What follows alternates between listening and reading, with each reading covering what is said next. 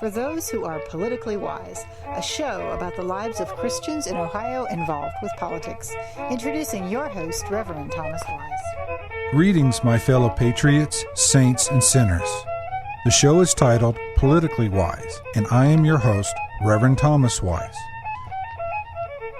At the end of the show, there will be a blessing. Don't miss it. But first, a word from our sponsor. Do you pray for a politician? Do you think a politician can be a Christian? Do you think politicians should stand up for Christian principles? Do you think politicians should pray together? Do you want to see more Christians in politics? If you said yes to any of these questions, then you may be politically wise. Subscribe to Politically Wise on Facebook or on YouTube. Thank you. The opinions and statements on this show belong to those who give them. The rest of the show belongs to Thomas Wise Words, all rights reserved.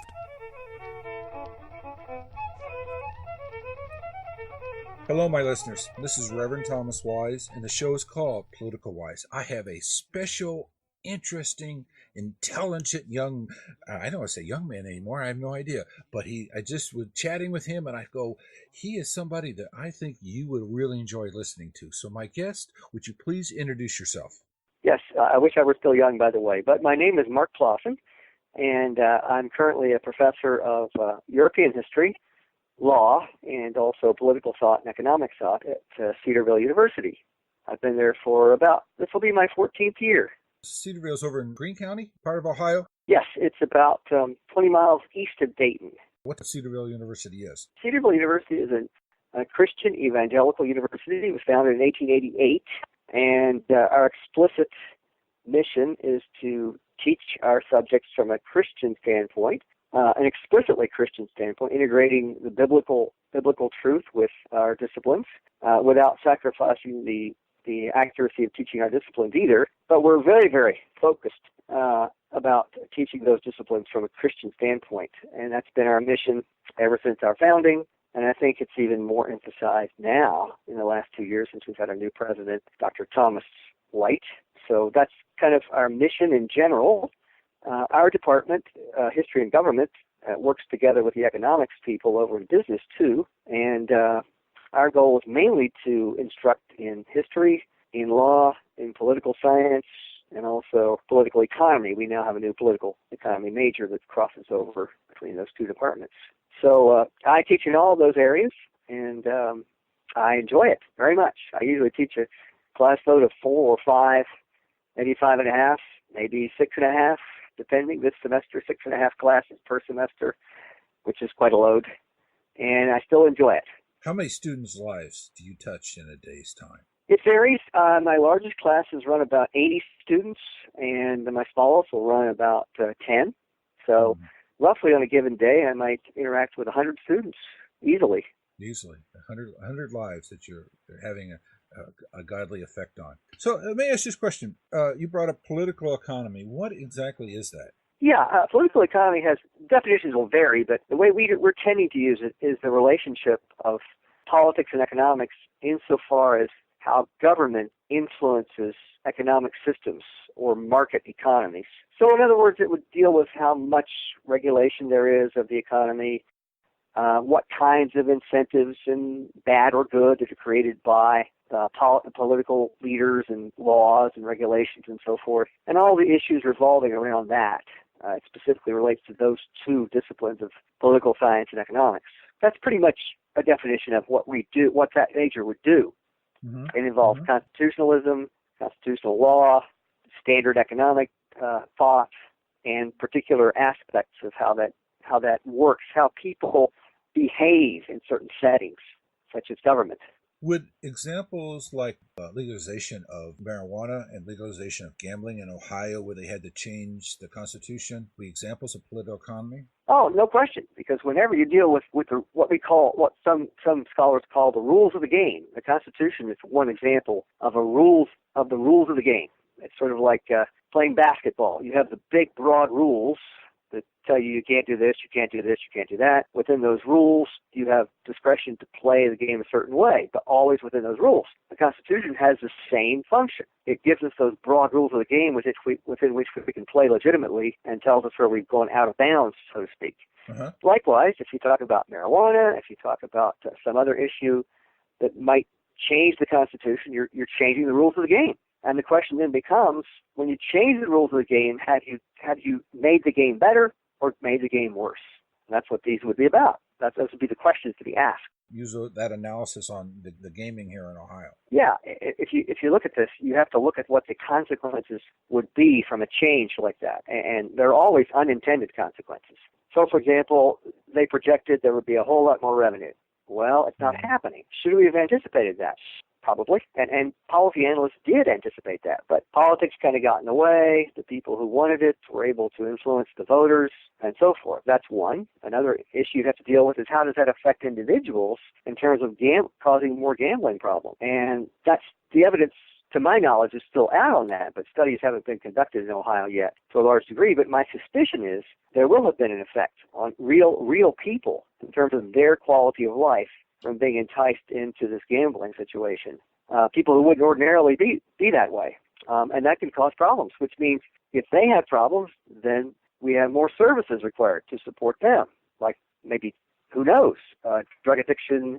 We don't know what those consequences might be to their lives, but that would require more public services, more taxes, more expenses, all those unintended consequences that were not thought of or were ignored before the ballot initiative was passed. And so we're kind of facing that here in Ohio with the legalization of marijuana, where we're promised one thing, but in reality it's only going to be a betterment of a few.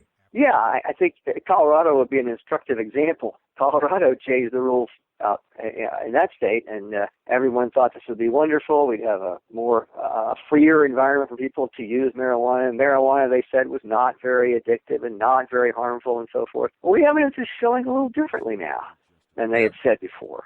And now the question is, well, are we being told the whole truth in going into this ballot initiative, assuming that it does get on the ballot? There's still doubt about that. But let's say it does, and we change the Constitution. Have we again ignored the idea of unintended consequences, which we'll have to pay for? All of us would have to pay for. Well, did you listen to our governor's Kasich's presidential speech? I actually didn't get to hear it, but one of my colleagues did, and he filled me in on what was said, and I did look a little bit at it afterwards, the transcript. He was very strong in religious language. He used a lot of religious rhetoric in his speech, I noticed. He seems to be a very religious man. I still have to evaluate precisely where he's coming from with his use of religious language. That's the catch right now. And beyond that, of course, even if let's assume he's a very devout Christian, that doesn't necessarily mean that his policy ideas are really all that great. That's something we have to know too ahead of time before we decide whether to vote for him or not. And also, there's the question of whether he's a feasible candidate, a viable candidate, because he isn't very well known on the national scene. He's had some national publicity before, back in the 1990s. But since he's been governor of Ohio, he's kind of been below the radar, and people have kind of lost sight of him since then. So, all those things will play into this, I think. I noticed an article from Cedarville University. You have a newsletter called Bereans at the Gate. Yes. The article this month is Kasich's Candidacy, the City on the Hill Illuminates Strengths and Weaknesses, is the name of the article. And in this article, it is said that Kasich is channeling Ronald Reagan and John Winthrop. Speaking about the City on the Hill, yes. He uses terms like, if you're hurting, we'll help you. If you've lost your job, you're going to come back better and stronger, and we'll help you. Uses some rhetoric that if you're hurting, it's the government's job to come alongside and help you get over your hurts. You've probably seen that rhetoric before. Mm-hmm. Seen it in the past. Presidential candidates and presidents themselves have used the rhetoric. You mentioned Ronald Reagan. Franklin Roosevelt used this kind of rhetoric. Teddy Roosevelt tended to use this kind of rhetoric, and others have used it. The question becomes, let's assume, and I think this is a fair assumption, that Kasich is a compassionate man. I think there's a consistent record that shows that. He's a compassionate man. Is his compassion conflated with the use of government? In other words, Does he want to use government to exercise his compassion? And if he does want to do that, to what extent is that legitimate? And to what extent might that actually interfere with private sources such as the church, individuals, philanthropic organizations who really should be doing that and would be doing that better than the government would do that? I don't question his motives for a minute.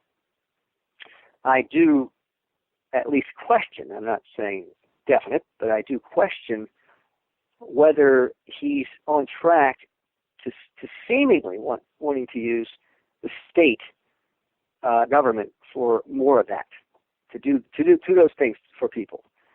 Whether that works on the one hand, whether it's legitimate on the other hand. So there are two issues that I would have with that potentially. Mm-hmm. Now let me go ahead and finish this up. The City on the Hill rhetoric, this was used by John Winthrop back in 1633 in a speech, and it was used by Ronald Reagan. And there's a question there. I think Winthrop used it more or less correctly. The goal of the Puritans coming to America was to build a godly commonwealth, a godly culture. It included all aspects of life. It didn't necessarily, though, call on government to do all of that. It called on individuals and churches, primarily. Ronald Reagan attempted to use the language also as a broad vision for the United States to be a beacon to the world for freedom and for democracy. And that was fine. It wasn't intended exactly the way, it wasn't consistent with what Winthrop had meant by it, but it was still an okay use of that language. Kasich ties it more to the use of, explicitly, the use of the state to do this kind of thing. And again, that's where I have the potential problem with him wanting to use the state. It reminds me, and this is a bit of a, maybe unfair, but it reminds me a little bit of some rhetoric I've heard from the Christian left, such as Jim Wallace and so forth, who want to solve social problems not through the state, not through the church, not by individuals, not through civil society, but rather through government. They tend to believe the government can do most everything we need to be done. Now, the problem with that is, when government does things like that, it cannot take the place of individuals with real compassion. And if you wonder about that, just try going to a state bureaucracy sometime to get something done, and you can see what compassion looks like, quote unquote. I'm not saying that all civil servants are bad, but the environment in which they work tends to make them more bureaucratic and less compassionate. Plus, they don't have local knowledge of what's actually happening.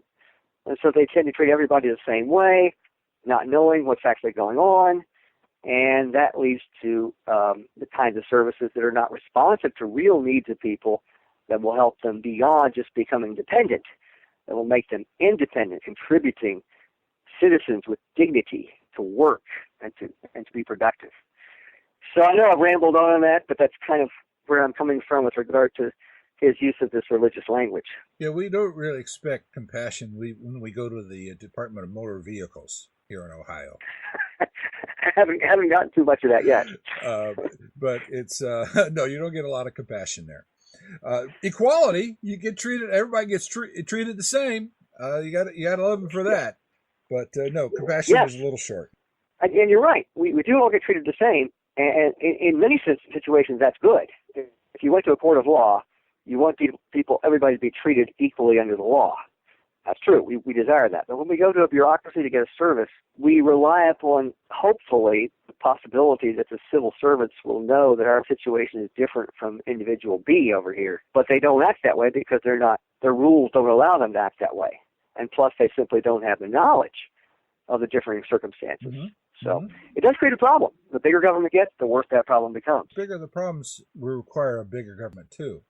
Yes, that's exactly right. And that's the trade-off. If we have national defense, which is a huge problem, we need big government to do that. But we get a big bureaucracy to go with it. And so most of the time that works reasonably well when it comes to national defense, but it doesn't work well with every service. Certainly not as well as national defense has tended to work historically. So you're right, absolutely. Talk what else has been happening that's been affecting the church. Supreme Court decision to overturn a number of states' definition of marriage. What are your thoughts on that? Yeah, a lot of people had hoped, even though they didn't like the decision, they had hoped the court would at least leave it with the states. It didn't. It required homosexual marriage to be permitted in every state. And then a lot of people said, well, all right, it's sort of a libertarian kind of decision. They'd hoped it would be read that way. Let's live and let live. They can get married, but they're not going to compel us to be involved in this sin that we don't want to be involved in. Now the question comes up, and it comes up in a lot of different settings. Will the radical homosexual community, will they attempt to push the issue to require us to go along with their desires? And by doing that, will they interfere with our religious liberties, our conscience rights under the First Amendment of the Constitution? And that's going to become the next big battleground, I think. Now, the extent to which it's battleground, we don't know for sure. But we do know that they're pushing already. There have already been a couple of lawsuits brought in very low-level courts that will probably make their way up through the court system in the next few months. We'll have to see. But, for example, will the clerks be able to say, I have a conscience issue with granting a marriage license? Will the judges be able to say, I have a conscience issue with regard to homosexual marriages? Will a baker of a cake, and we've seen this case in Oregon, will he be able to say, I serve homosexuals, he would say, on a regular basis, but will I have a conscience problem that you will recognize when you ask me to not just bake a cake for a homosexual wedding, but cater a homosexual wedding, which puts me in contact and shows me to be approving that to the rest of the world? That's going to be the next big issue, the conflict between First Amendment, conscience, liberties, and the requirement imposed by the Supreme Court under the Obergefell case. So we'll see what happens with that. I'm not a prophet, which I'm glad for, but that's going to be an issue. Well, another issue here in Ohio is our death penalty and getting the proper amount of drugs to lethal injection, because there are drug companies out there that say we don't want our drugs being used for that. But if they say they have no right and no say, what prevents courts by coming along and saying, sorry, it has to be used? We've dictated for the public good that your products have to be used this way.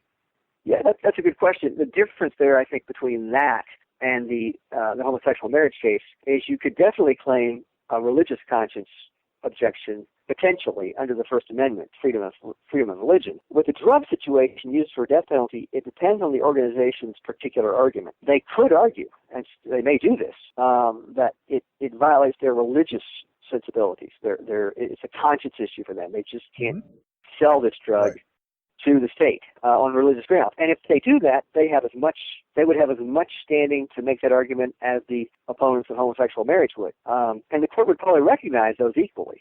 They probably hold the same way in both types of cases and recognize whichever way they went, both the same. But I'm not sure that the corporations who sell the drugs are making, or will make, I should say, religious arguments nearly as much as people will make First Amendment religious arguments on the anti-homosexual side of things. But I understand why they might do that, and it's possible we may see some of that. There was a court case about campaign contributions, and they said that corporations now have contribute as much as they want because they have freedom of speech rights. Mm-hmm. Yeah, that's another issue. Even if you don't, I would put it further along the road in these cases. Mm-hmm. Even if you can't claim a religious conscience objection, you could still claim a freedom of speech objection in some of these types of cases and say, look, my freedom of speech, you can't interfere with that. And so if I want to speak out against homosexual marriage, for example, if I want to speak out about this, against this issue or that issue, I have the freedom to do that. And that has come up because the Human Rights Commission in Oregon, in fining the cake bakers, the caterers, $138,000, also placed a gag order on them and told them not to speak about this against homosexuality. And they ignored it, and they were right to do that because it was clearly the government agency had no authority whatsoever to interfere with their free speech rights. Mm-hmm. And the agency actually backed off of that after that came to their attention, apparently, or they just didn't want to. They wanted to ignore it. But clearly speech rights are also figure into this too. And speech is not just spoken words. It can be actions too, according to the Supreme Court. Part of the argument that states have a right to define marriage and that the Supreme Court overturned that, well, did they set aside the Fourth Amendment? That was based on the Fourth Amendment, I believe, right? But then this... Oh, the Tenth Amendment? Well, the states, whatever law is not given to the states, right. And whatever law is not given in this Constitution is given over to the states, and that's the reason why the states say we have a right to define marriage. Well, did they overturn that amendment too? That say that state, what's the state? Yeah, the state is what we say the state is. Excellent question. The 10th Amendment, when it was originally ratified, was intended to actually serve that very purpose, to protect what had been given to, what had already rested with the states, to leave that with the states, and to only give those powers that were explicitly assigned by the Constitution to the federal government to them. Unfortunately, in about the last 100 to 120 years of case law, the Supreme Court has more or less ignored the 10th Amendment. It's become a moot amendment, in effect. There's a movement to resurrect it on the part of some scholars, and I think it's a growing movement, but for the time being, the 10th Amendment is essentially, as far as the Supreme Court's concerned, a meaningless amendment. So you can't claim that the states had these powers before. They should still have them to define marriage, for example, because the court simply just ignores that. The 10th Amendment doesn't even come into the picture as an argument. Wow. So, yeah, that's what's happened. Because didn't in the Obamacare decision talk about that very same thing too? They changed the definition of what of the state.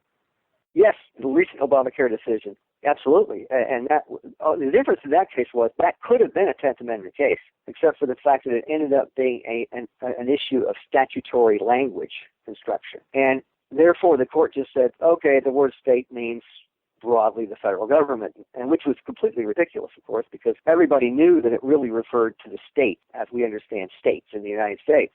But because the majority decided they wanted to allow Obamacare to go forward for whatever reason, they don't tell us, the Supreme Court, they found a way to twist the meanings of the words to mean federal government for the word state. But it wasn't a 10th Amendment case. It could have been on other grounds in other situations, but in this particular case, it was just defining the word state in the statute itself, the Obamacare statute. And that's what ended up happening. They said, well, that's what it means. It means federal government. So it's really, instead of making a decision to settle things down, they just seem to add to the confusion. It does seem that way in recent cases about the past year or so. Yeah. The U.S. Supreme Court has not shown a very great interest in actually interpreting the language of the Constitution in any reasonable, objective way. They simply defined it the way they wanted to define it in a given case. The homosexual case was a great example of that. If you read the majority opinion, which was really hard, it was very painful to read, but if you do read it, the majority, led by Justice Kennedy, simply made up new rights out of whole cloth. They talked about dignity rights and how if you don't give them these rights, they will suffer the loss of dignity and they will be denigrated and so forth. And it's totally subjective opinion writing. And it was pointed out by the dissent, Thomas's dissent, Scalia's dissent in particular. If you look at those, they made the point very well. This is just mysticism. Basically, that's what Scalia called it. And I think he's kind of right. Is there any other cases in the pipeline? Well, I did see something encouraging today, as a matter of fact. The Eighth Circuit Court, which had just heard a case about defining when abortion could be prohibited, the heartbeat law in North Dakota was struck down, but the Eighth Circuit sent a note appended a note along with their majority opinion that they believe that the Supreme Court should revisit this because since 1973, technology has shown that viability occurs much earlier than the courts had said it did in 1973.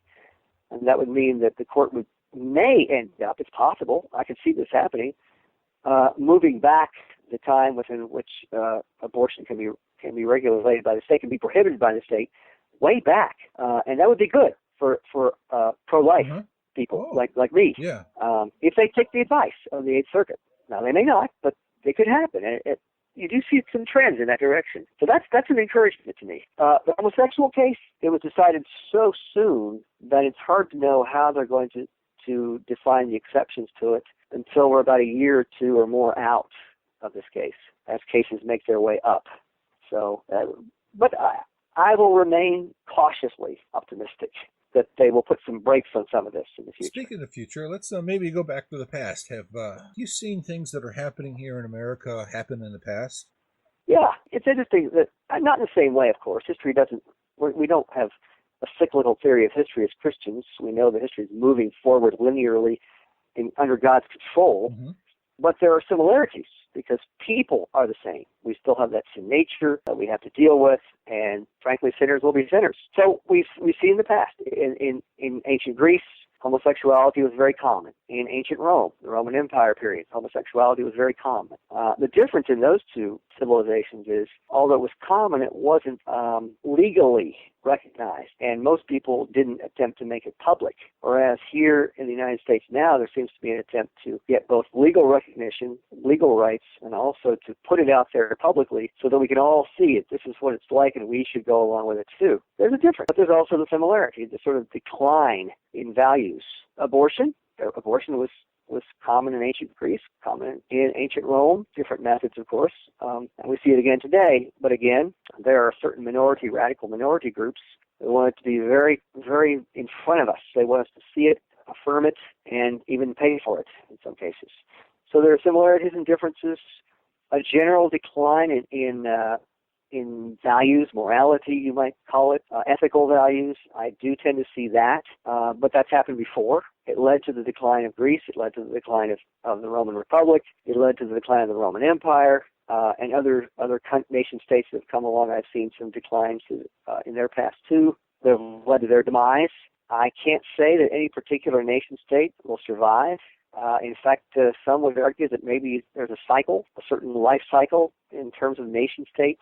They start very well. They start with high aspirations, with strong networks of values and ethics and morality and virtue emphasized, and then they tend to go through a cycle of a downturn, and eventually they disintegrate. I'm not God.